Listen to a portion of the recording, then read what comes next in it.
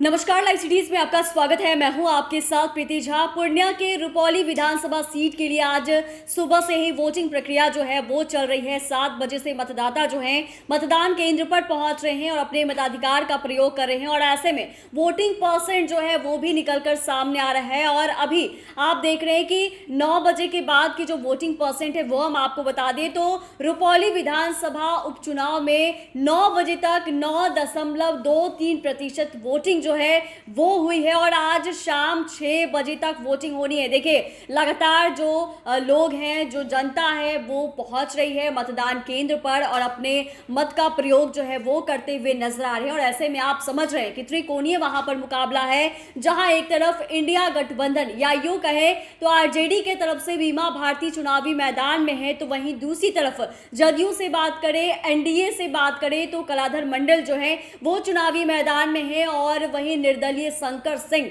चुनावी मैदान में। तो ये त्रिकोणीय मुकाबला रुपौली विधानसभा सीट पर हो रही है। लेकिन देखने वाली बात यह भी है कि जनता ने किस पर भरोसा जताया है, क्योंकि सुबह 7 बजे से ही वोट जो है वो डाले जा रहे हैं, लोग पहुंच रहे हैं, मत का प्रयोग कर रहे हैं और ऐसे में 9 बजे तक की वोटिंग परसेंट की बात करें तो 9.23% वोटिंग जो है वो हुई है। और ऐसे में 221 बूथों पर सुबह 7 बजे से मतदान चल रहे हैं, शाम 6 बजे तक चलेगा और कुल 11 प्रत्याशी चुनावी मैदान में हैं। हालांकि 3,13,599 वोटर वाले इस विधानसभा सीट पर त्रिकोणीय मुकाबला है और इसका परिणाम जो है वो 13 जुलाई को घोषित किए जाएंगे। देखिए, 8 तारीख को यानी कि 8 जुलाई को ही इसके लिए चुनाव के जो प्रचार प्रसार हैं वो थम गए थे और खुद नेता प्रतिपक्ष तेजस्वी यादव जो है वो पूर्णिया पहुंचे थे बीमा भारती के पक्ष में वोट की अपील करने के लिए, जनता से वोट मांगने के लिए। और ऐसे में देखने वाली बात यह भी होगी, क्योंकि आप सभी जान रहे हैं कि रुपौली से बीमा भारती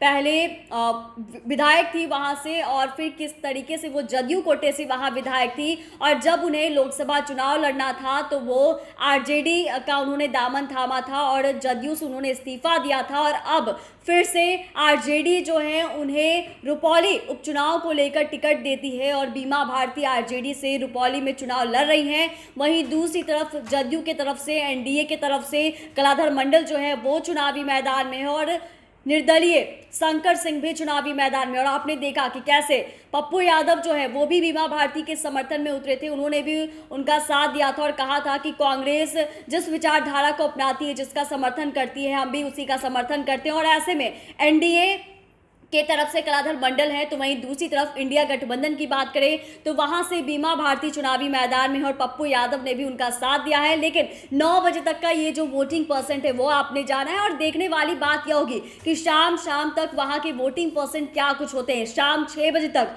वोट डाले जाएंगे और शाम 6 बजे तक क्या कुछ आंकड़े हैं वो भी निकल कर सामने आएंगे और तब पता चलेगा कि क्या परिणाम जो है वो हो सकता है। चैनल को सब्सक्राइब करें, फेसबुक पेज को लाइक करें। धन्यवाद।